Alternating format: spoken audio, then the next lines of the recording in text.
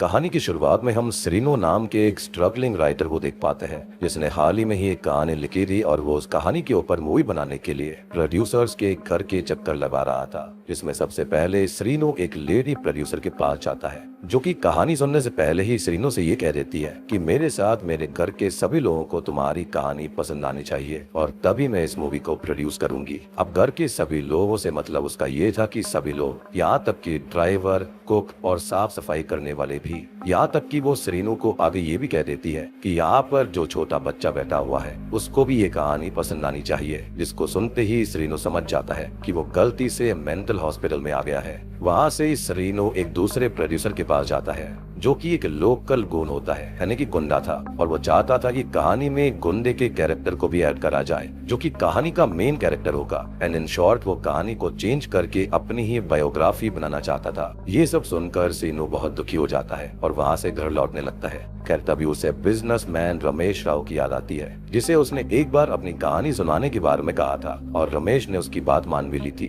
श्रीनु तभी रमेश को कॉल करता है और सीधे उनसे ये कहता है कि सर मेरी कहानी तैयार है और ये कहानी श्योरली आपको नंदी अवार्ड दिलवा कर रहेगी।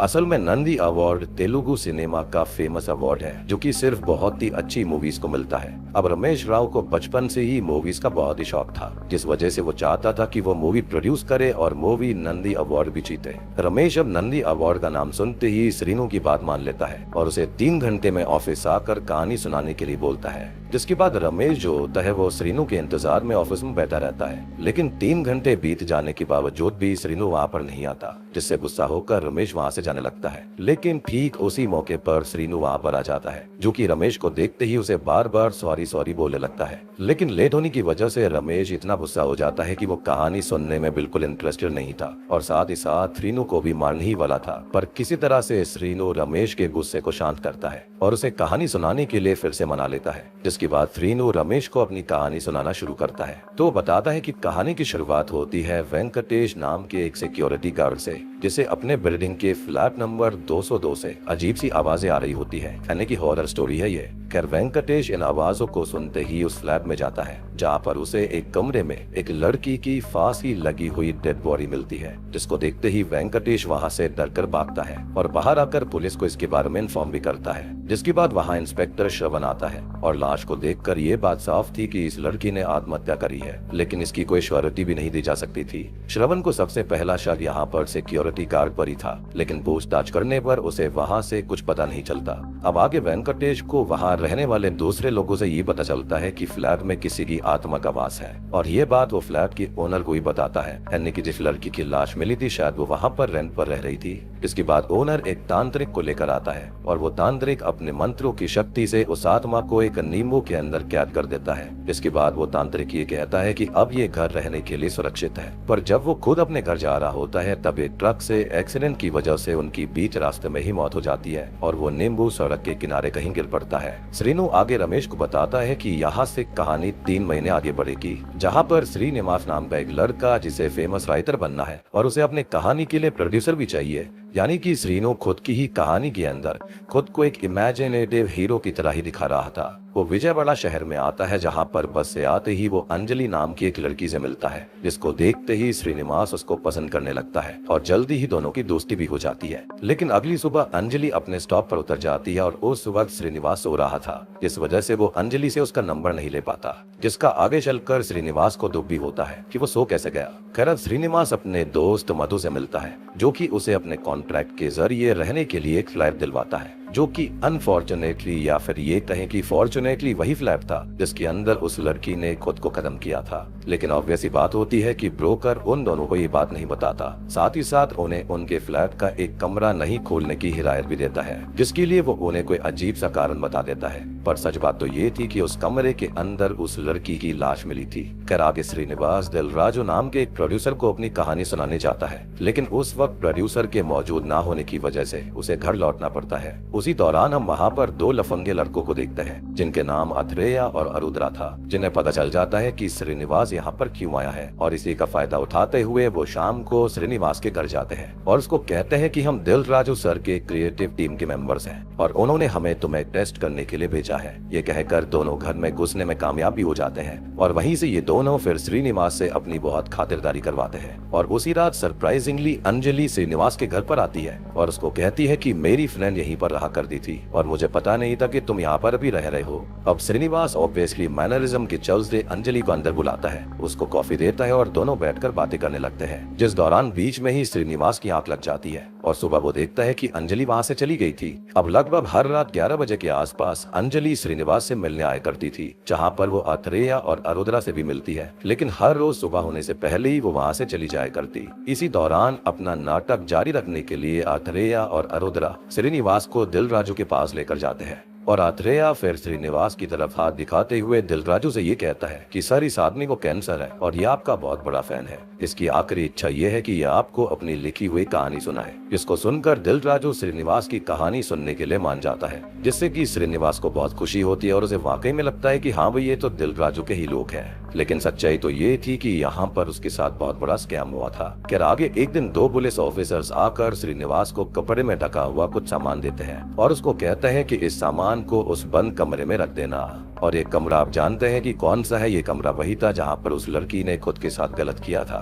जिसके बाद श्रीनिवास, अथरेया और अरुद्रा उस सामान को लेकर उस कमरे में जाते हैं और फिर उन्हें बहुत ही शॉकिंग चीज देखने को मिलती है। और जब वो उस कपड़े को हटाकर देखते हैं तो उसके अंदर ढेर सारी फोटोज थी और ये सारी की सारी फोटोज किसी और की नहीं बल्कि अंजलि की होती है। जी हाँ, और तभी वहाँ वेंकटेश भी आ जाता है, जिससे श्रीनिवास पूछता है कि इस लड़की की फोटोज इस घर के अंदर क्यों आई है और ये लड़की हर रात यहाँ पर क्यों आती है। जिसको सुनते ही वेंकटेश हैरान रह जाता है और उनसे कहता है कि इस लड़की ने इसी कमरे में कुछ महीनों पहले आत्महत्या कर ली थी। और आप लोग ही किस तरह का मजाक कर रहे हैं कि ये लड़की यानी कि अंजलि यहाँ पर रात में आती है, क्योंकि उसने इस फ्लैट के अंदर अभी तक रात में किसी को आते हुए नहीं देखा था और कोई मर कर वापस कैसे आ सकता है। ये सुनते ही तीनों डर से कांपने लगते हैं, क्योंकि ऑब्वियस बात है इतने दिन से या फिर ये कहें कि इतनी रातों से ये लोग उससे बात कर रहे थे, यानी कि अंजलि से। और तभी होता यह है कि डर के मारे अथरेया और अरुद्रा वहां से 9-11 हो जाते हैं। हालांकि तब तक श्रीनिवास को पता चल जाता है कि अथरेया और अरुद्रा दिल राजू के क्रिएटिव टीम के मेंबर्स थे ही नहीं, पर उसकी उन दोनों से ऐसी दोस्ती हो गई थी कि वो उन पर गुस्सा नहीं करता। अब अगले दिन श्रीनिवास भी डरते हुए उस फ्लैट को छोड़ देता है। खैर, मूवी प्रेजेंट में आती है जहाँ पर श्रीनु रमेश को सबसे बड़ा शॉकिंग ट्विस्ट बताता है या फिर ये कहें कि सच्चाई बताता है। वो बोलता है कि ये कहानी जो मैंने आपको अभी सुनाई है ये बिल्कुल असली है और रियल स्टोरी है। ये मेरी कहानी है और ये फिलहाल 100% उसके साथ हो रहा था। जिसको सुनकर रमेश के होश उड़ जाते हैं। श्रीनु फिर रमेश से कहता है कि आज भी मैं उस आत्मा की वजह से ही लेट हुआ था और अब बस मैं यही सोच रहा हूँ कि मैं कैसे इससे बाहर आऊँ।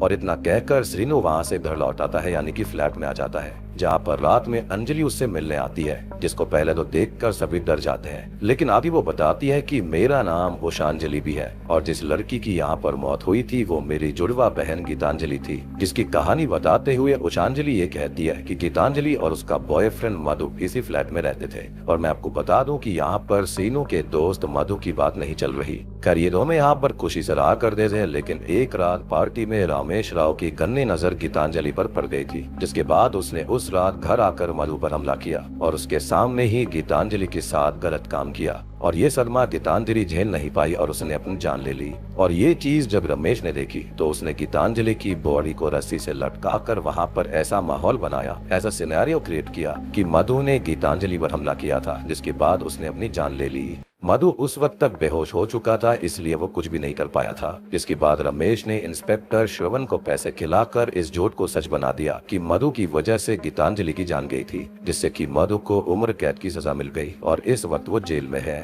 यानी कि यहाँ पर रमेश राव ही सबसे बड़ा विलन था। उषांजलि आगे बताती है कि मैं यहाँ पर इसलिए हर रात आती थी ताकि मुझे रमेश राव के खिलाफ कोई सबूत मिल सके, और ये सच जानकर सभी उसकी मदद करने का फैसला करते हैं। और श्रीनु उसको कहता है कि मैं यहाँ पर रमेश को ला सकता हूँ और अगर वो किसी भी तरह से अपना गुनाह कबूल कर लेगा तो हम उसको रिकॉर्ड कर सकते हैं। जिसके लिए वो प्लान बनाते हैं कि उषांजलि असल में गीतांजलि की आत्मा बनकर रमेश के सामने आएगी और उस डर से रमेश राव अपनी गलतियों को एक्सेप्ट कर लेगा। खैर अब इस चीज में हेल्प करने के लिए मधु के साइकियाट्रिस्ट अंकल यानी कि शैतान राज उषांजलि को सिखाते हैं कि उसे कैसे आत्मा और भूत जैसी एक्टिंग करनी है। जिसके बाद शाम हो जाती है और रमेश राव के आने का वक्त हो जाता है और अब यहाँ पर हमको काफी पहले ही पता चल जाता है कि रमेश को ये बात पहले ही पता चल चुकी है कि गीतांजलि की एक जुड़वा बहन भी है जिसका नाम उषांजलि है और इस वक्त वो श्रीनु के साथ मिलकर उसे फंसाने की कोशिश कर रहे हैं। इसलिए रमेश राव पूरी तैयारी के साथ वहां गन, बॉडीगार्ड्स वगैरह लेकर आता है और जैसे ही उसके सामने उषांजलि आती है रमेश बिना डरे हुए पागलों की तरह गुस्से में कहने लगता है कि मैंने ही ये सब किया है तो तुम मेरा क्या बिगाड़ लोगे।